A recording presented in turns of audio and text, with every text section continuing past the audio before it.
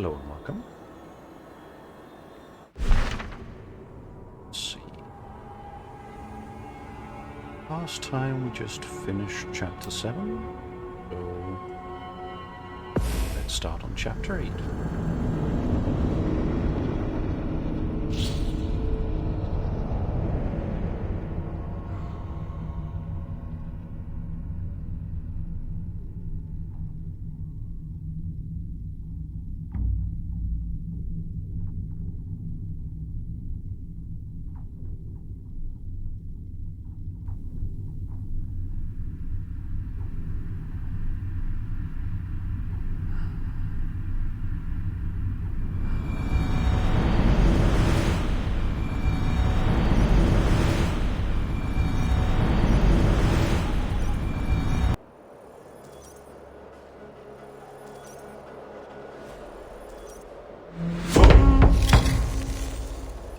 Where fates align. Thorstein is alone in a strange place, unaware of the events that led him there.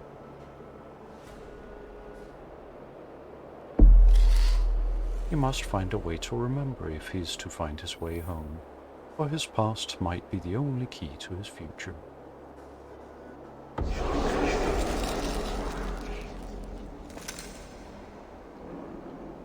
How are you so quick to forget? I don't trust him.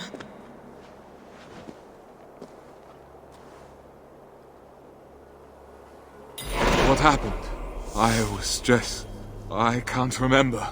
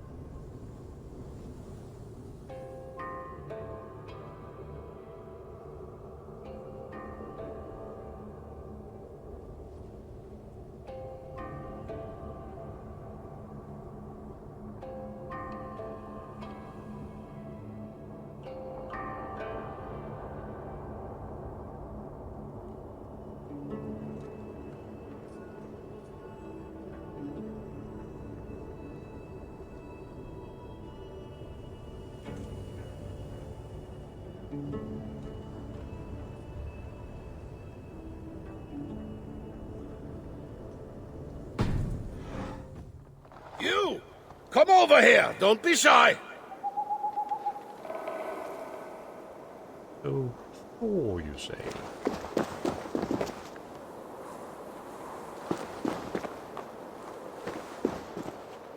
Where am I? Jotunheim, land of the giants! Loki thought it would be fun to play a trick on you humans. I need a word with him. Feisty! Don't waste your time. Loki's always up to no good. He probably did it so I wouldn't notice him stealing my stuff.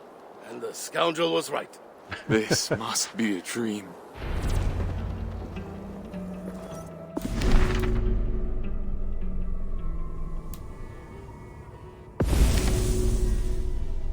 Loki the Trickster. Loki was a trickster. It was hard to know whose side he was on. He would gladly help the gods and goddesses in their quests, but his undeniable appetite for trickery would always win out, pushing him to betray them. One of his greatest betrayals was to cause the death of Baldur, a crime that did not go unpunished. This drawing shows the fate Loki suffered as a punishment for his deadly trickery. The gods compelled him to stay under a serpent with poison dripping from its fangs. Each drop would burn his flesh, bringing Loki terrible pain. Fortunately for him, his wife Sigyn vowed to stay beside him, placing a bowl between the serpent's maw and her lover's face to collect the poison and stop it from reaching him. Until she had to empty the bowl, leaving him temporarily unprotected. When the venom dripped upon him, Loki would writhe in pain, causing the earth to shake.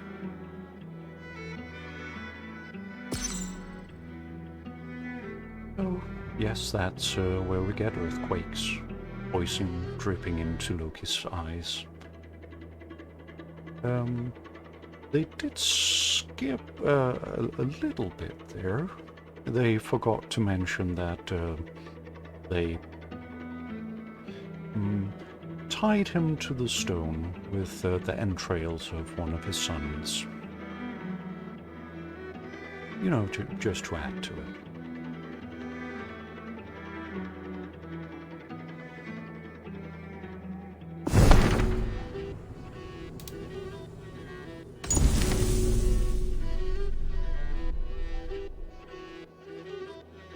The legendary brothers. Legend says that after they're banished... A second? No, I already read that one.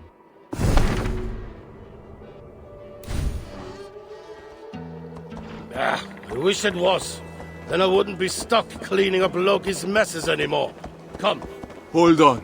Loki, Jotunheim. Are you supposed to be Thor, the giant slayer? What do you mean supposed to be? I am Thor. I'll have to take your word for it. My mind feels like someone's poked holes in it. Do not worry about that. We will have to restore your memory to find out where you belong anyway. But first, you must help me. What could I possibly do that the god of the people cannot? I need you to find my gauntlets and belt. Without them, I cannot use my hammer. And without my hammer, I would not last long in a village full of giants. So I need you to handle it.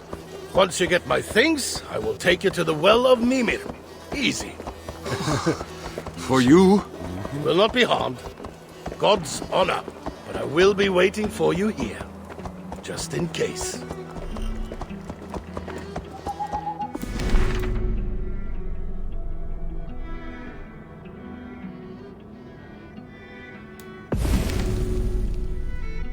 Thor, the god of thunder.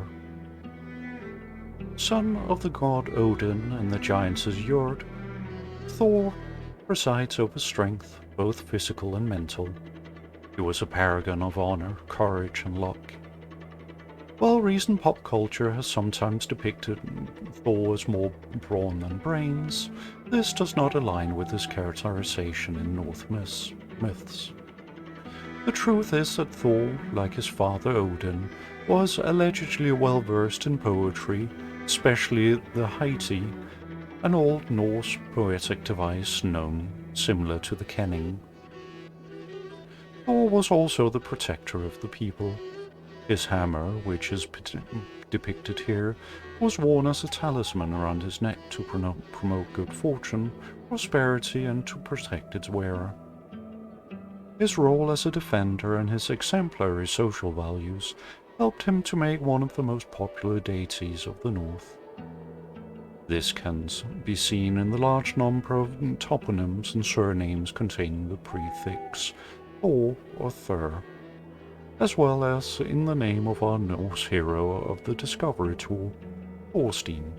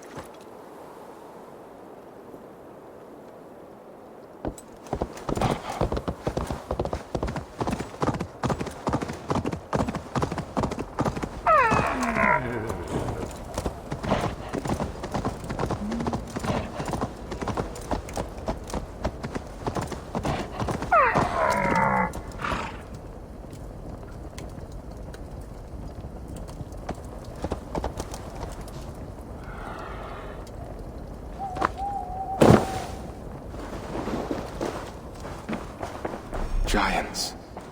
Are you lost, human?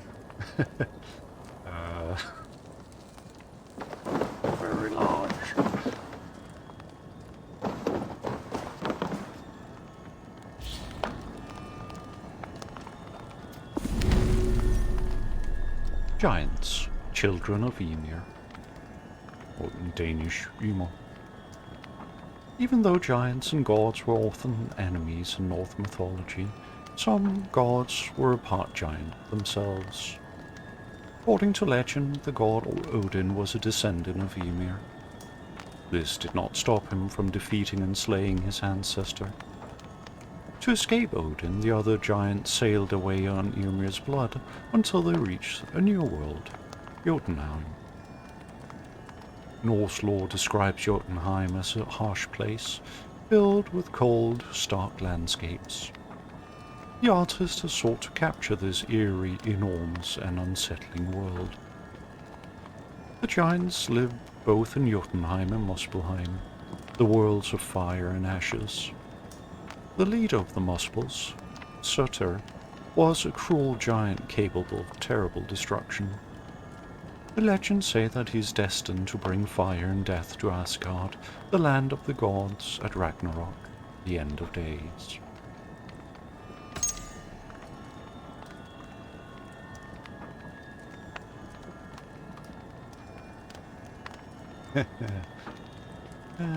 No thank you.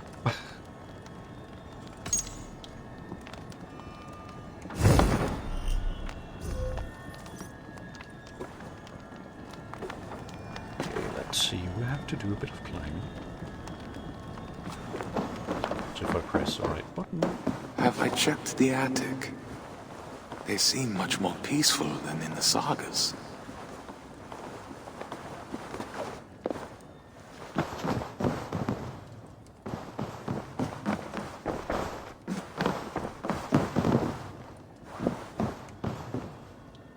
That must be Thor's belt.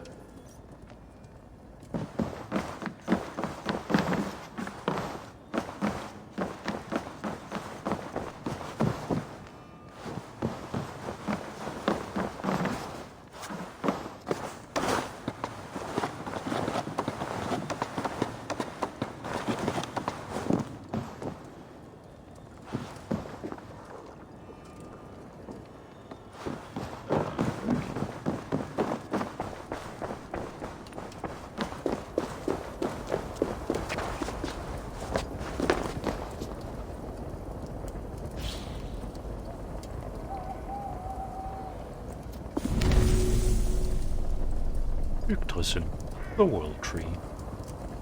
Some imagined Yggdrasil as an oak tree, others as an ash. This artist has embraced the words of Norse skalds, or poets, who described it as breathtakingly beautiful. Along with the 9 worlds, Yggdrasil was home to many creatures of Norse mythology. Among them was Ratatosk, a wise-cracking squirrel who would carry gossip from one branch of Yggdrasil to another, or from one world to the next.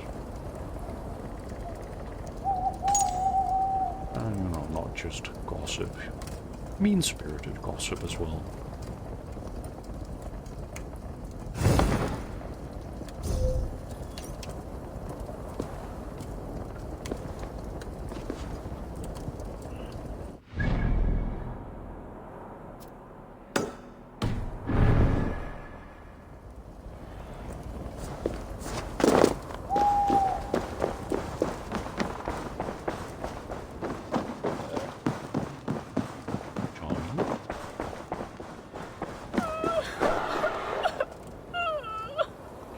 Vinsamlega, góður, sterkur, ríkur vinur.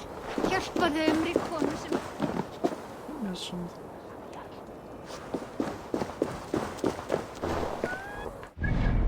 Guess I already took care of that one.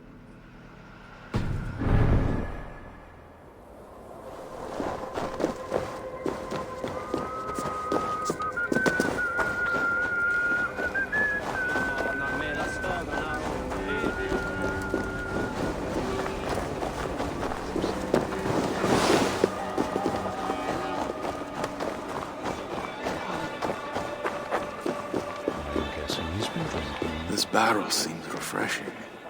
And a great place to hide something.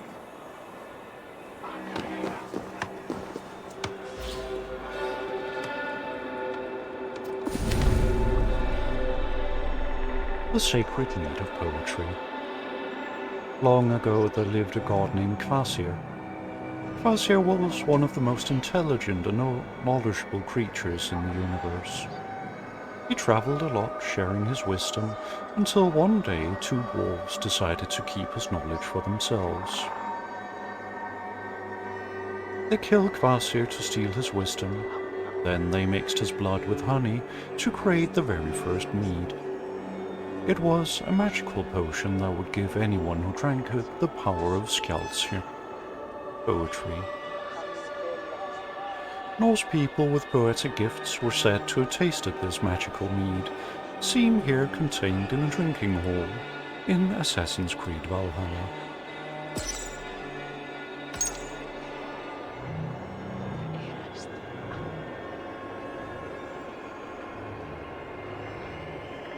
Odin managed to steal this magical mead eventually, after a lot of trickery and being not very nice to people. But anyways, he drank all of the mead and changed into an eagle and started to fly back to Valhalla. Unfortunately, the Jotun who owned the mead up until then decided to give chase.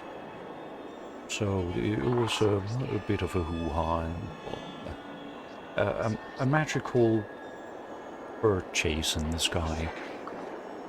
Eventually, when Odin managed to get to Valhalla, he had beforehand instructed them to put out some vats for this mead, so he flew over Valhalla, found the vats, and basically vomited the mead back into the new vats. Magical mead, only slightly used. It is said that not all of the mead came out the front, but also some of it were squirted out from behind.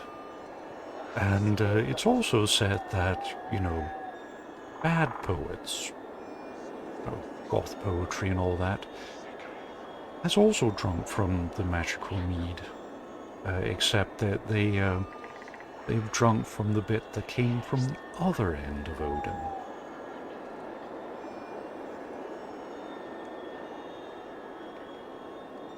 So yes, if you've ever been to a really, really bad poetry night, then you know what happened.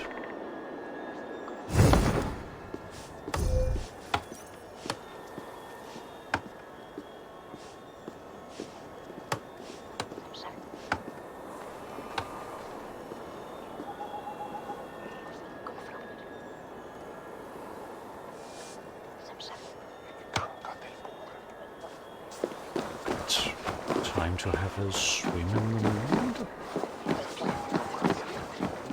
It doesn't seem hygienic. Doesn't look hygienic either.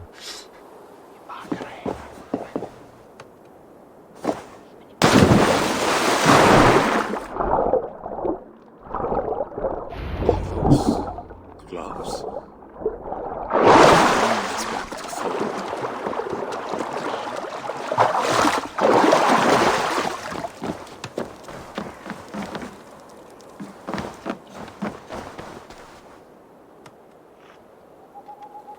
So ready.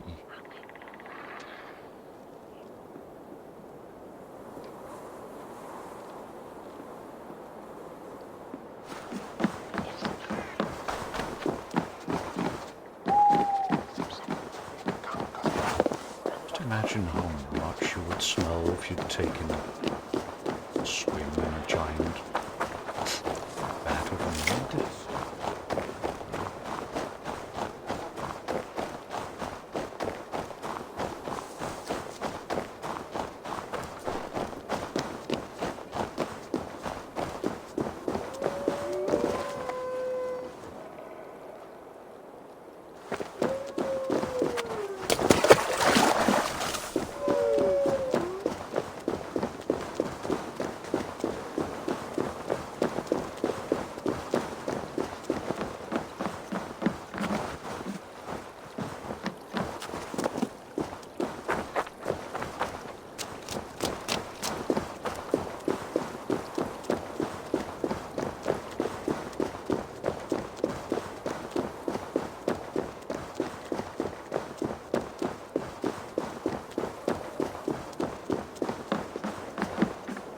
What's your problem with those giants? They seem pretty peaceful to me. They belittled me. All right, let's go.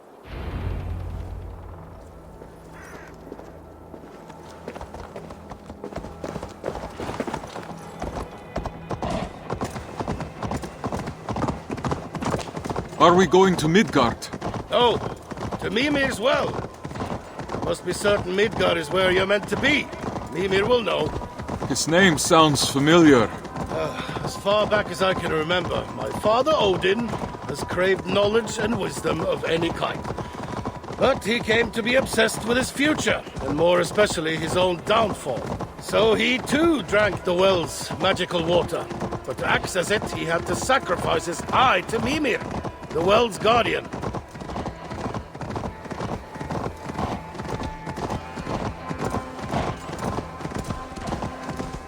I see. Pay a toll to acquire what you seek. Exactly. You must be prepared. You won't get out of there the same as you've entered. Do you know what you will sacrifice? It will take some thought.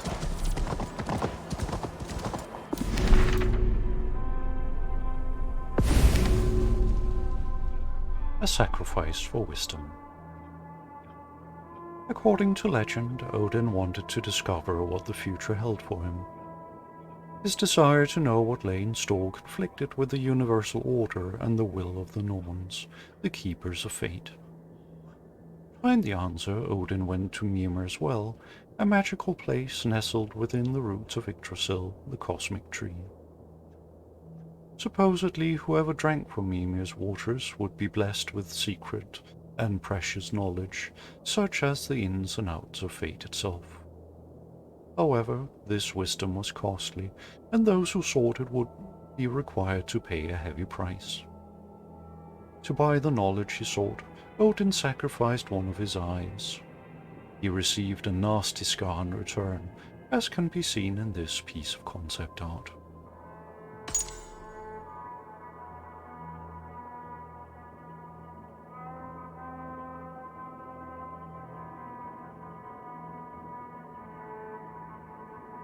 He looks a bit different than the Halby or Odin you're playing in Assassin's Creed.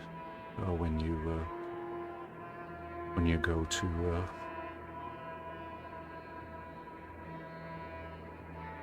have a look around.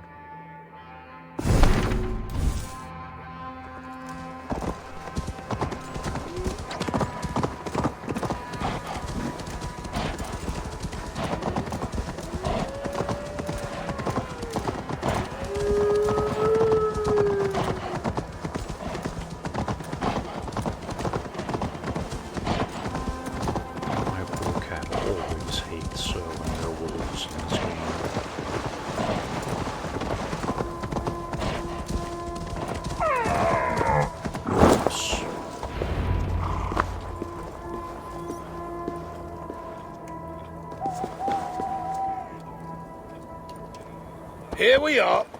Off you go. You're not coming with me. Do you really need more hand-holding? Go. I will wait for you. Oh, and be respectful. Mimir doesn't have the same tolerance for mortals that I do. What the hell is wrong with his beard?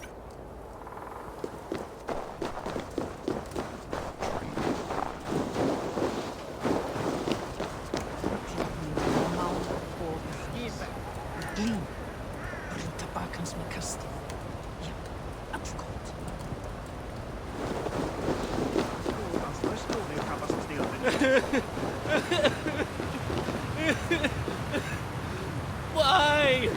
Why? What happened? I sacrificed the only thing I had. My hammer, my human vessel. Mimir didn't grant you the knowledge you sought? I wanted to best my enemies, to see the looks on their faces as all their plans came to naught. Now I'm trapped here. I can never return to Midgard. What's the point of outwitting your foes if they'll never even know it? Ah, I see. Be careful. Learn from my mistake. Don't sacrifice anything you will regret.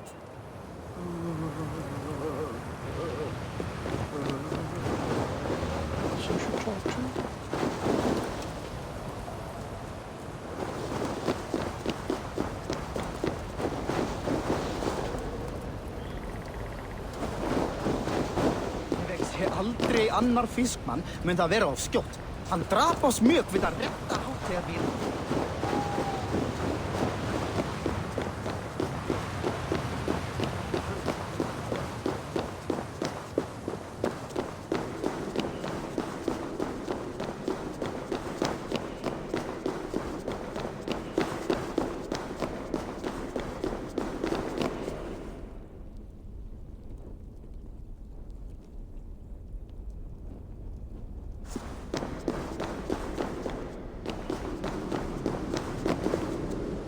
Oh look, the head of Mimir. Suppose he got a head start.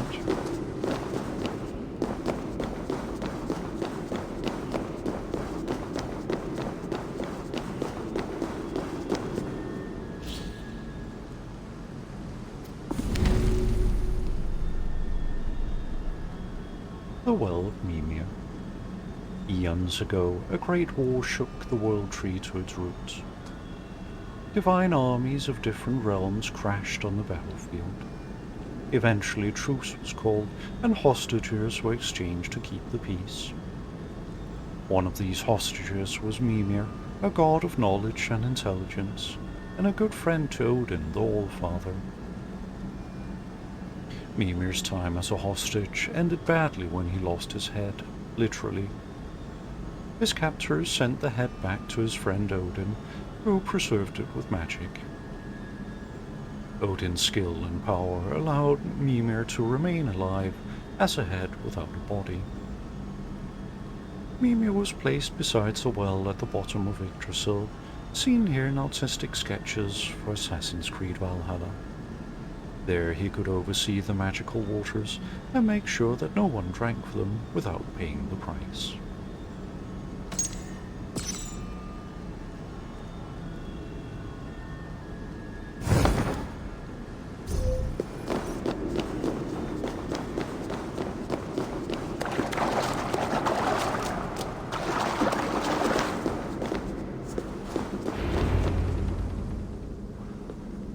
Enter, Thorstein of Midgard. I know what you seek. Reveal your sacrifice, and your desire may be granted. As I know nothing of my past, and own nothing of value, I can only sacrifice my future. Sounds like a terrible idea. Reaching the great hall of Odin upon my death would be the greatest honor. Wise Mimir, I sacrifice to you my chance to ever enter Valhalla. Thorstein of Midgard, you have chosen to sacrifice any hope to fight alongside Odin at Ragnarok. Let it be so. You may drink from my waters now, and remember your past.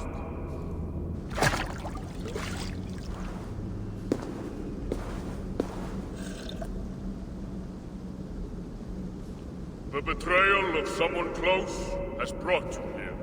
I died. Bjorn did this to me. Why? You have the answers you sought. No, I need to know. What happened to Gunhilda? You cannot drink again. You have nothing left to sacrifice. Wait! Mimir, come back!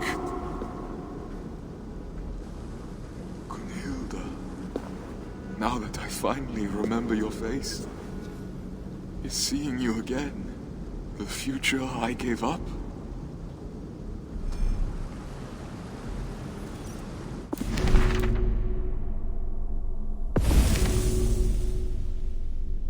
The Old Norse idea of self. According to the Norse, the Hur and Hammer made up two parts of the self. The Hurger was an individual's personality and conscious mental processes. It combined their personhood, thoughts, wishes, and desires. The Hugr was a person's deep inner self, the essential nature of their being. The Hammer, in contrast, was an individual's external self. The Hammer was a person's appearance and shape. the physical form as perceived by others through senses. To act with authenticity, one tried to express one's hugr or inner self in one's hammer, one's outer self. Another entity attached to a human being was the Freyja, the individual guardian spirit or angel. Legend said that this totemic spirit could take on the appearance of an animal.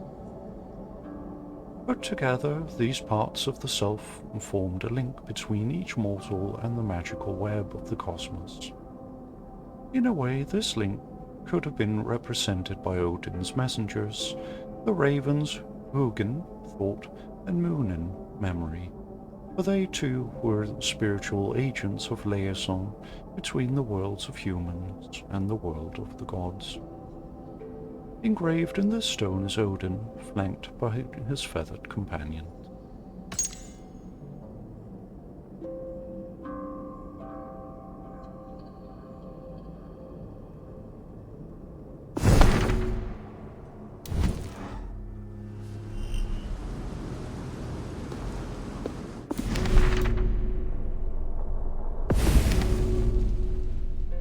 Lands of the Dead. Some among the dead were chosen to enter the golden paradise of Asgard. Their ascension was, in part, because they lived an honorable life. In Asgard there are two places they could find rest. The first was Valhalla, the Hall of the Slain ruled by Odin, where only deceased men could enter. This vibrant illustration shows what this mysterious and glorious place could have looked like. The second was Folkvanger, the people field. In this place, the most mysterious of all, it seems that the goddess of love, Freyja, welcomed both honorable men and women, perhaps reuniting those separated by death.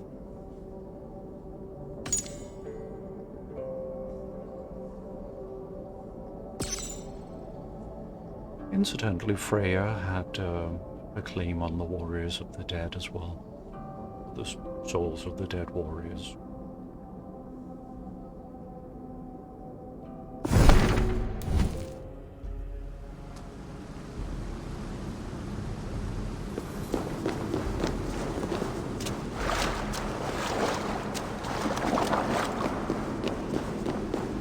So, time to tell Thor you've been a dum-dum.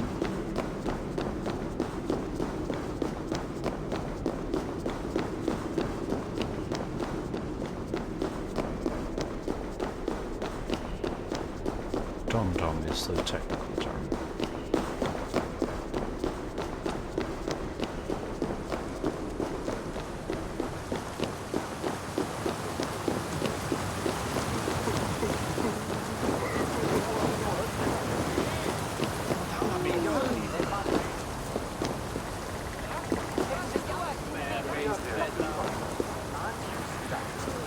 You knew I was dead all along? There was a high chance, yes. I do not know of death as you humans do. To us gods, death is only part of an endless cycle of rebirth. Until Ragnarok, that is. Well, I don't have that privilege. What am I to do now? I can take you to the Norse. Only they will know where you ought to go. I'm tired of being thrown around like a wet cloth. Is this the god's humor? Only Loki's. I hate that he's using my people against me. You were caught in the middle, and I am sorry. Your excuses won't bring me back to life. There! My faithful goats Tangrisnir and Tangnjoster will take us to Asgard, to the Norns. This is your chariot? You cannot see its true form. Do not be fooled by my goats' sides. They are mightier than 100 giants. Shall we go? No. To double check. I want to stay for a bit. Sure.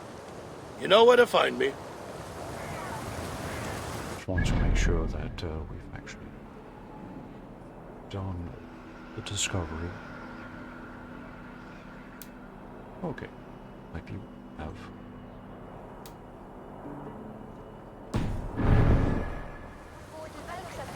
Well, ready?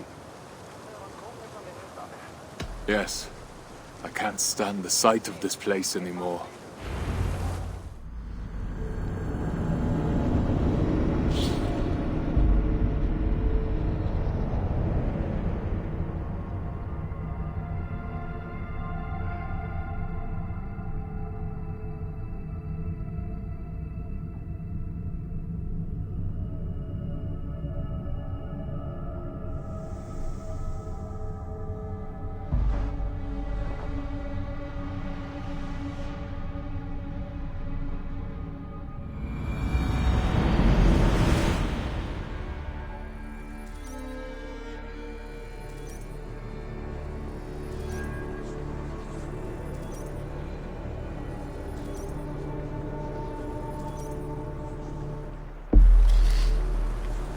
They ride towards the Well of Wood, where the Norns weave the threads of destiny.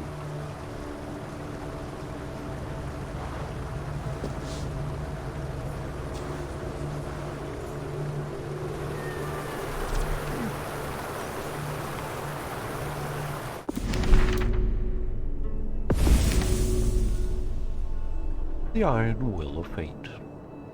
The dictum or destiny prescribed by fate was unyielding. Men, gods, and monsters, whether as individuals or members of a clan, had to bend to the will of fate. No one could alter it, and everyone had to accept it. Scandinavian legends say that a time will come when the harmony of the universe collapses into a fight of cataclysmic proportions. This is the ultimate fate of the Nine Worlds, an apocalyptic, fatalistic outcome called Ragnarok. This drawing shows a scene from this epic final fight. Is Vidar, the son of Odin, avenging his father's death by killing the monstrous wolf Fenrir.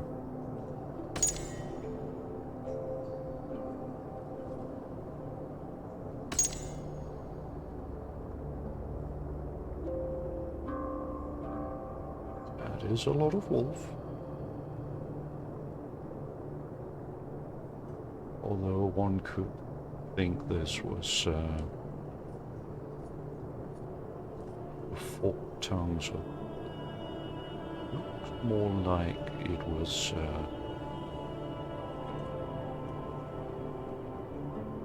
the Midgard worm.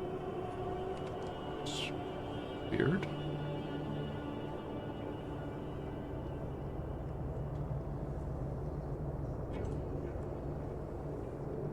Vidar the can't remember. I see them, but they hardly seem to notice me.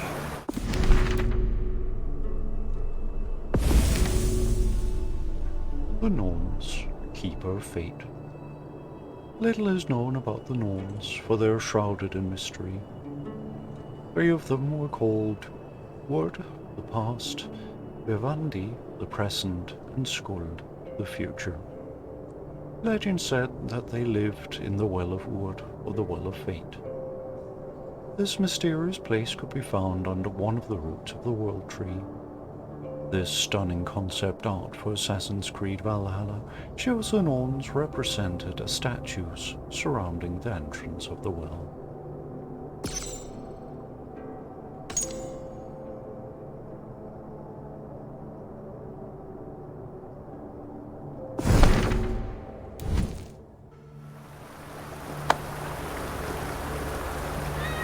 Would they really care for me and mortal? At least you can pet the cat. Odin. A human in the Well of Urur. This I had to see for myself. I've come to seek the Norns' counsel and find an end to this meandering. Of course. Another victim of Loki's mischief. I understand your frustration. We cannot approach the Norns, nor the threats they weave. These cats seem to have approached them just fine. Mighty creatures, are they not? Loki brought them here. They entangled the threads and made a mess. But no matter. Your threat followed its course. Nothing can ever change your destiny. Trust me, I've tried. What about my wife, Gunhilda? Do you know where she is? I wouldn't care to know. You are in Asgard, talking to the All-Father, and all you can think of is your wife. Yes, You mortals have such one-trick minds. I suppose. Take your questions to Freyja, along with these cats of hers. She'll know how to indulge you.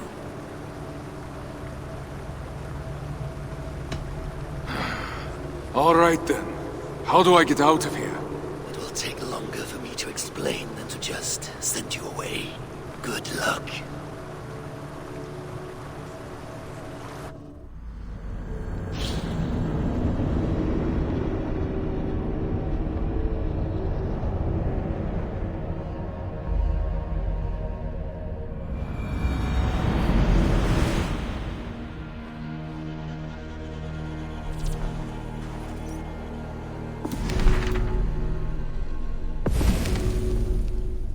Odin, the All-Father. When Odin sat on Hilskaflu, his magical throne, he could observe the actions of every being in existence. His gaze could pierce through flesh and bone to perceive humanity's most intimate desires. After all, he was a god with an overwhelming appetite for secrets. This position of all-knowing watcher earned him the nickname All-Father. Legends say that Odin would frequently travel throughout the 9 realms of Yggdrasil, the cosmic tree, riding his eight-legged horse Sleipnir, and followed by his raven companions, Hugin and Munin. This quartet is represented here in this drawing.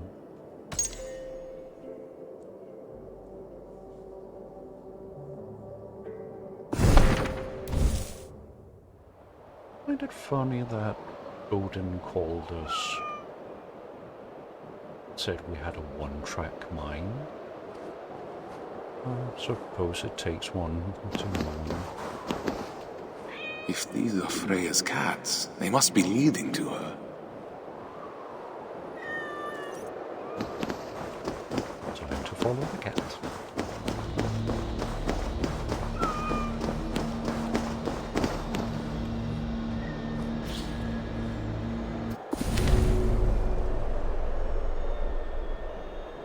The 9 realms. Yggdrasil was nearly symmetrical. Its branches were as long as its roots, and they almost touched in a circle. This circular quality symbolized order and eternity. The highest of the 9 realms was Asgard, placed in Yggdrasil's upper branches. Asgard was home to the Aesir gods, including Odin and Thor. The lowest realm, nestled among Yggdrasil's roots, was Helheim, the land of the dead, governed by the goddess Hel. Right in the middle of Yggdrasil was Midgard, or Middle-earth, where the mortals human lived. The other realms were Alfheim, home to the Light Elves, Svartalfheim, the land of the Dark Elves and Dwarves, Vanaheim, kingdom of the Vanir, a tribe of gods. The tribe of gods where we get Frey and Freyja, for one thing. Niflheim, the icy and frostbitten netherworld. Muspelheim, seen here, where brimstone, fire and smoke reign supreme. And Jotunheim, home of the giants.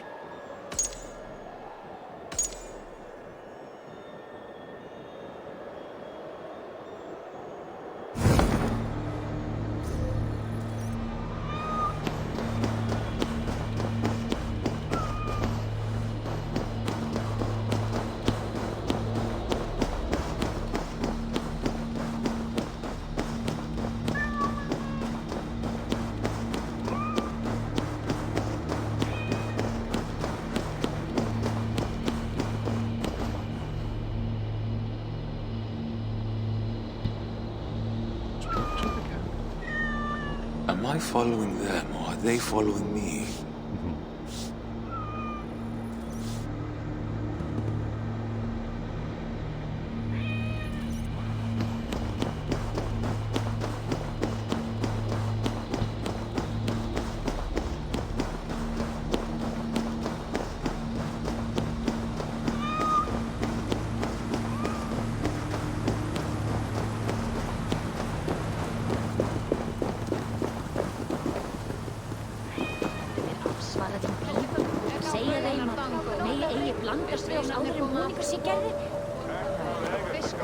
Freyja must know that cats are better creatures than people.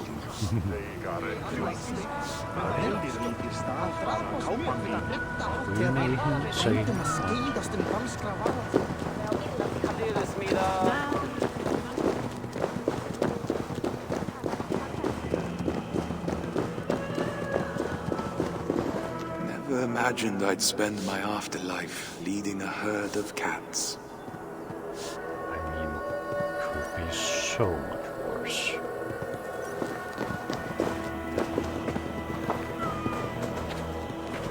I'm surprised they're even awake. True. Oh, and real-life cat is having a solid nap.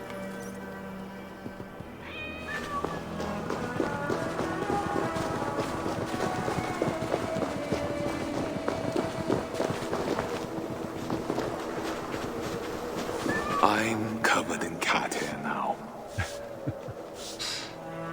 It's a lifestyle.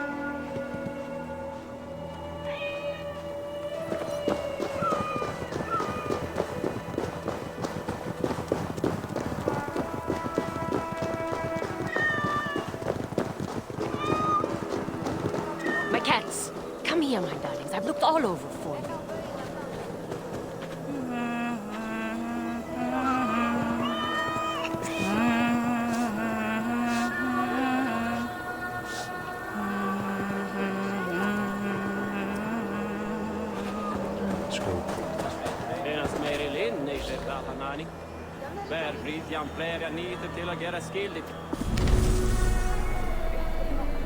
The goddess Freyja.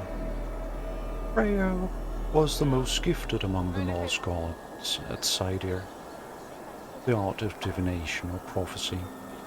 Seidir allowed her one to travel beyond space and time to catch a glimpse of what fate had in store.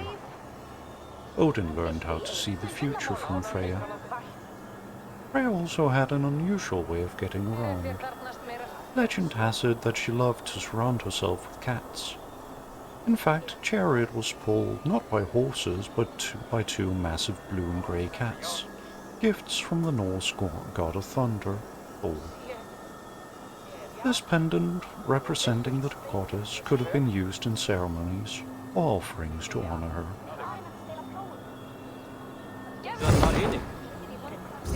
Eigum að senda ketli fyrir þaki. Hann hryllilegur matur en algóður. Muni hann hafa vel í höndum nú.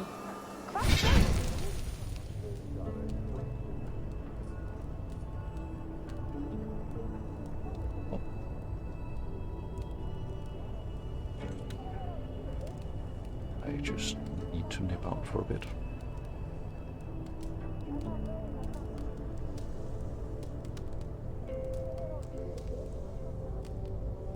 Be right back.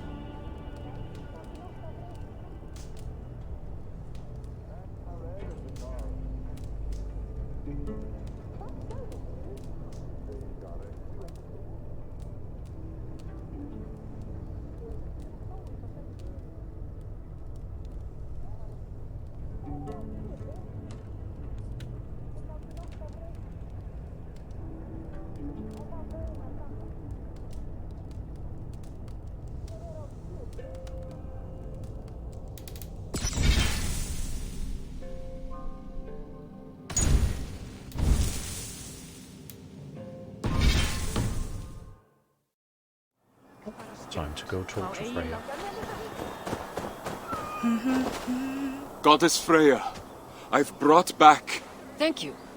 I'm surprised they followed you here. Who are you? Thorstein of Midgard. The Allfather sent me to see you. I've died, and I have nowhere to go. I see. Odin knows I cannot resist a stray in need. Listen, darling. Everyone has somewhere they ought to be. Even you. Follow me.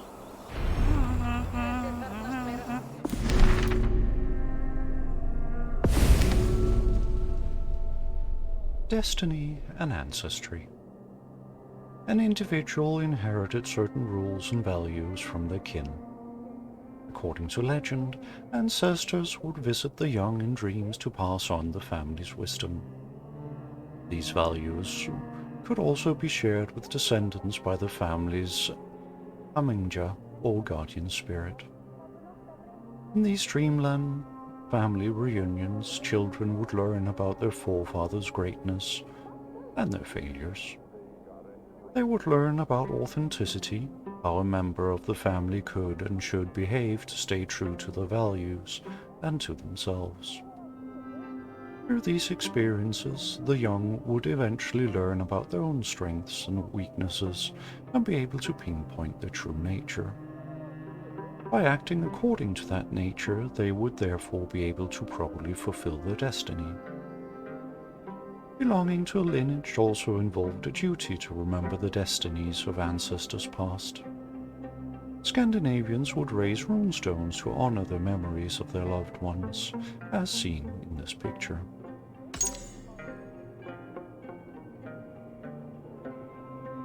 One of the Funbo runestones, with the engraving, Thane and Gunnar raised the stone after Vedra, their brother.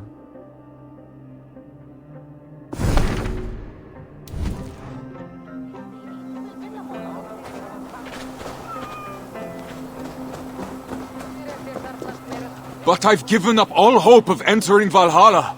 Then you were never destined to reach Valhalla. How so? I lived a good and honorable life. Don't I deserve an honorable death?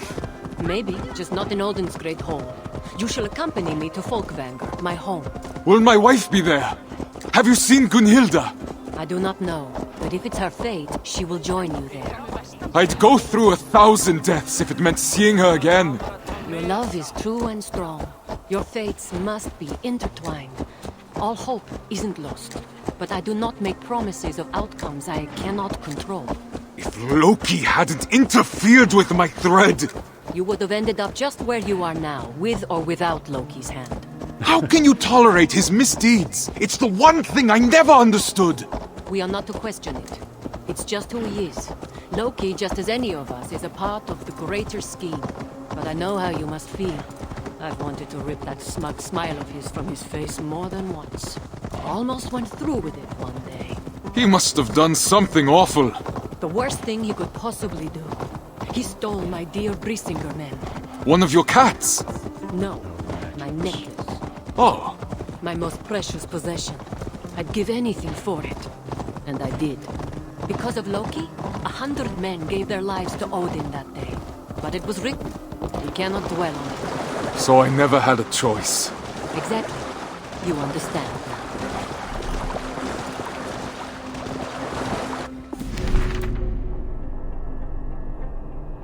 To be honest, if I had a choice between Valhalla and Folksvang, I'd go to Folksvang.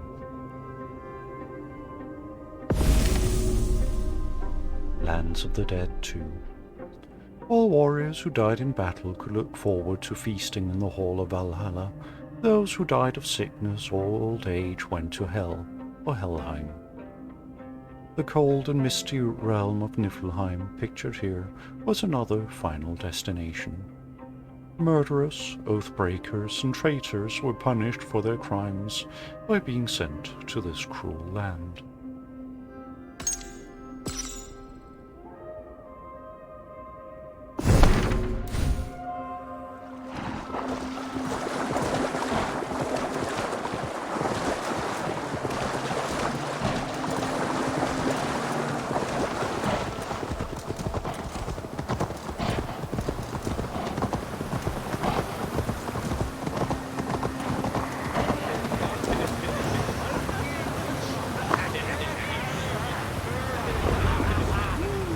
These doors will take you to Fodvanger, my kingdom.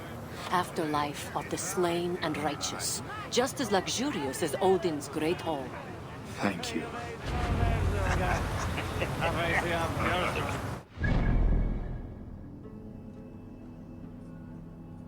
I suspect, yeah, I missed a couple.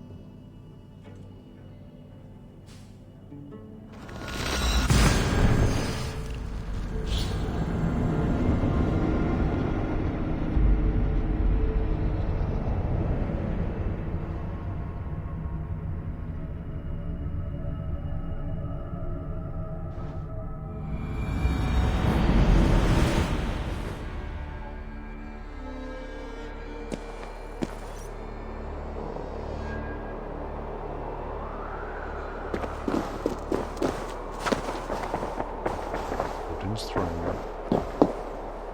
I should probably not sit there.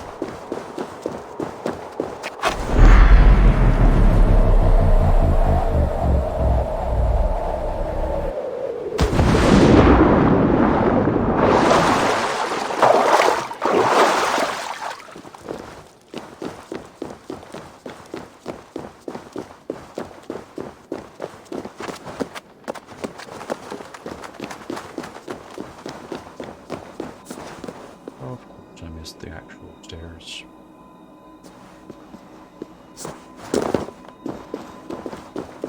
At least I'm good at it.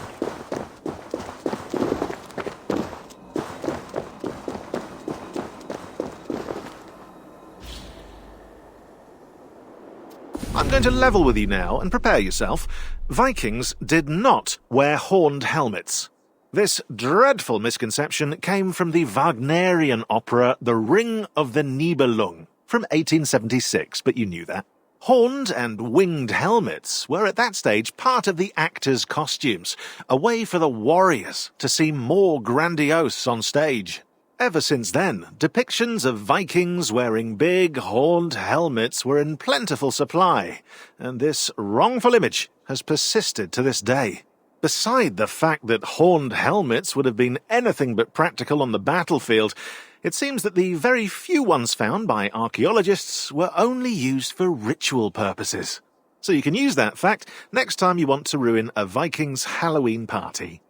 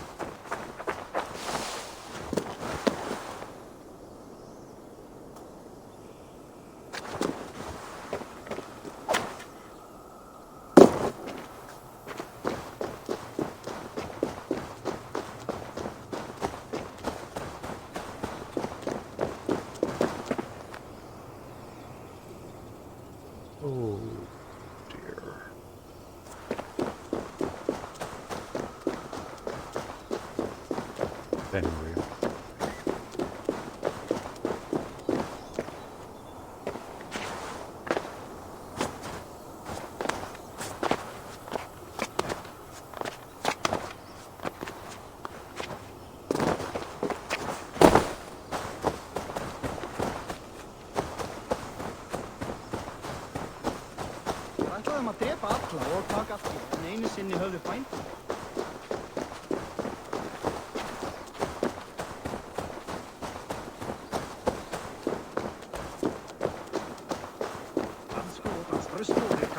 Fenrir is scary.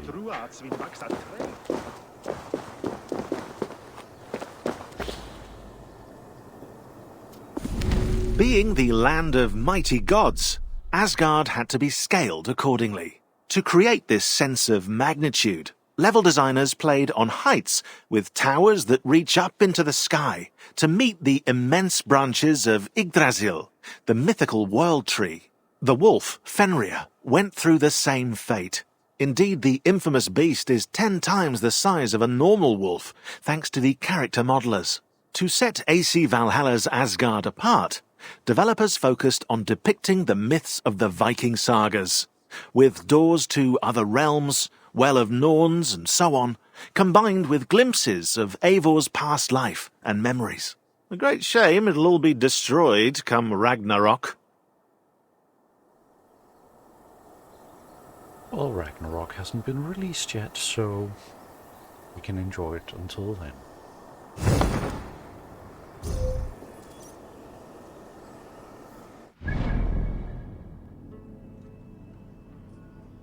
I have a couple of discovery sites. Guessing they would be in Volkswagen.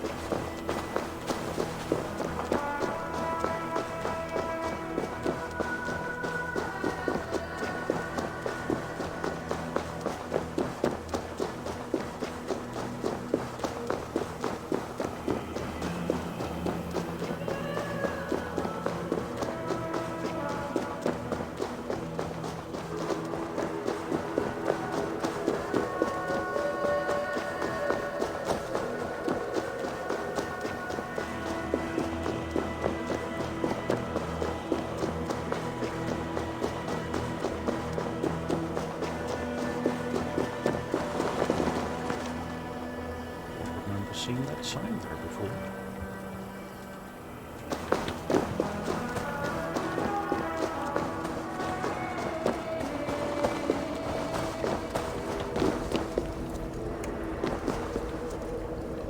No teleportation.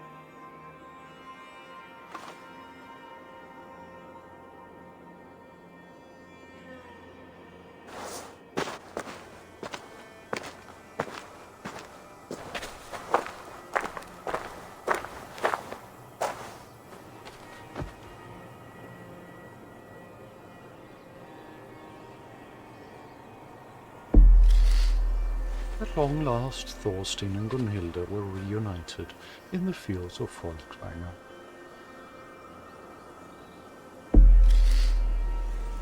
The Vikings' journey has come to an end.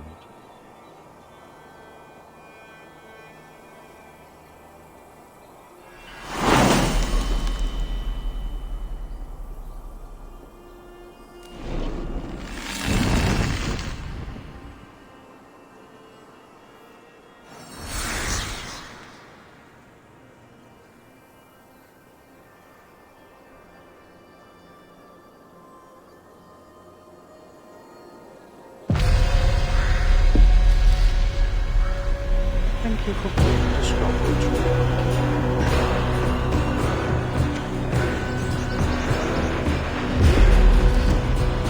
Beyond adventures, explore the world to discover more rewards for quests.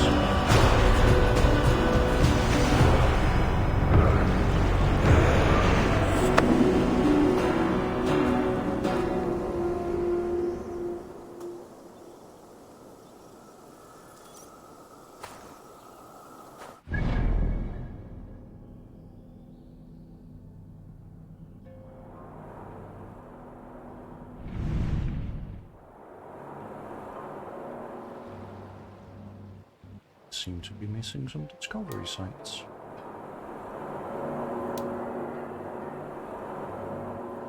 And they aren't marked on the map.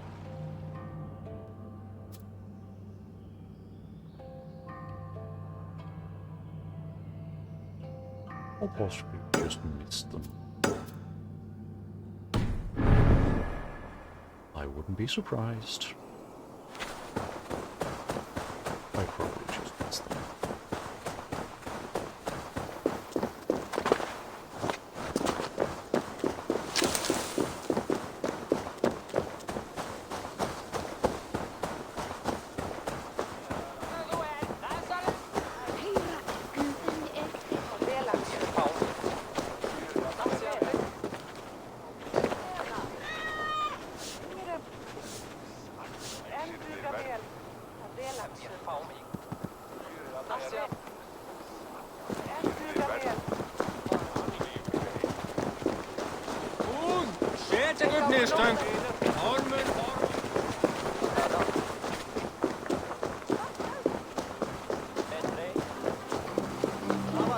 Trivs. Jeg må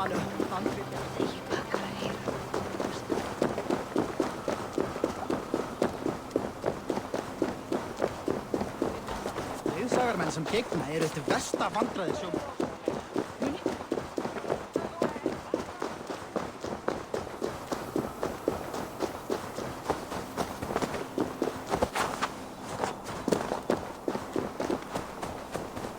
Me heading the wrong way? What do you mean?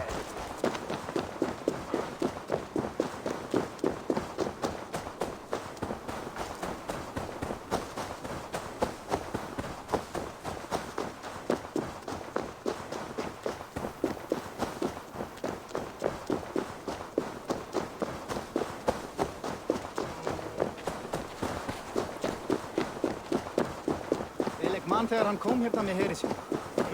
Oh, I understand why I missed them. Namens Vater, vergammelt dich.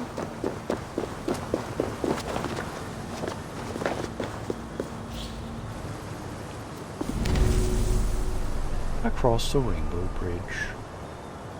The Rainbow Bridge, seen here in concept art for Assassin's Creed Valhalla, was protected by the god Heimdall. Heimdall shone as bright as a flame from head to toe. His teeth were solid gold and gleamed in the sun. His eyesight was sharper than eagles, and he could hear everything, everywhere. This made him perfect for his task. Standing watch over the entrance to Asgard. All day and all night, Heimdall would scan the horizon for threats, as a vigilant protector of the realm. According to legend, Heimdall, standing watch, will one day see enemy armies crossing Bifrost. As the troops storm the Rainbow Bridge, Heimdall will blow his great horn, Gjallarhorn, to warn the gods that the end of Asgard is nigh, for Ragnarok has come at last. As far as I remember, he also has 9 mothers.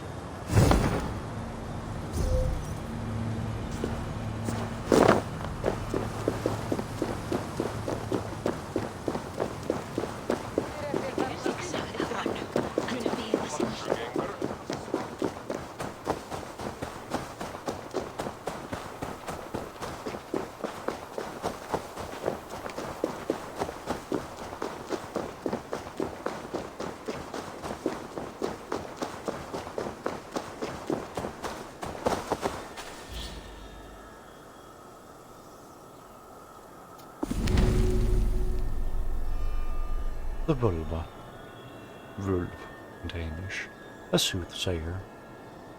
One way to divine was to read the runes. Each one held a different power. Another way to gain magical insight was through a ritual trance, the Sadir. The first person to practice the Sadir was the goddess Freyja. This trance may have involved a wand or a staff, symbolically ending like a spindle, as they are used to spin the threads of fate. Once spun, the threads could be read and understood. A vulva was likely to live a little bit on the fringes of society, for her powers were mysterious and intimidating. She could help people, but she could also harm them.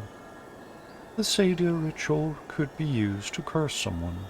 In spinning the threads of fate, a vulva could potentially damage a person's destiny.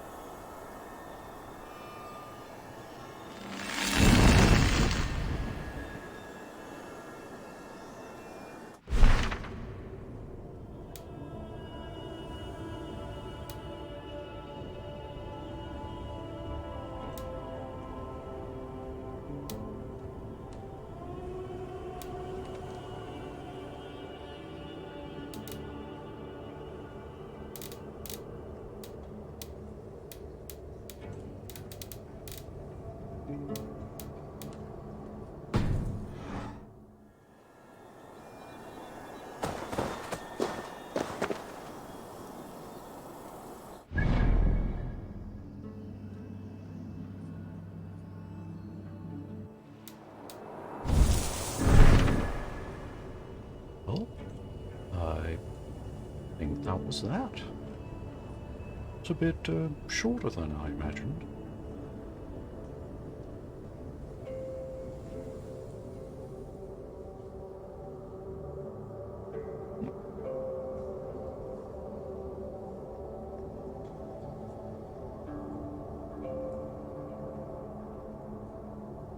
I thought that would take a bit longer than that.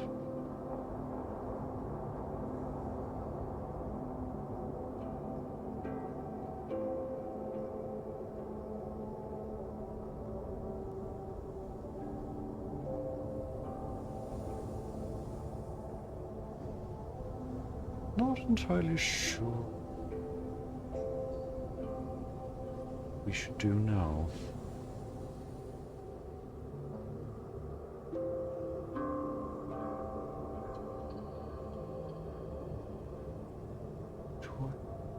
Interesting.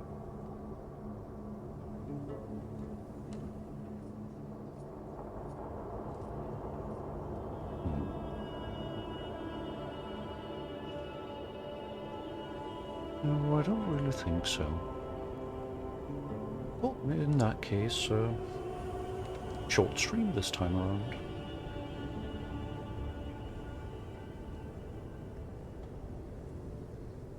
Add that one there. So we'll just leave it at that. Thank you for dropping by, and I hope you feel educated. Have a nice Sunday, all.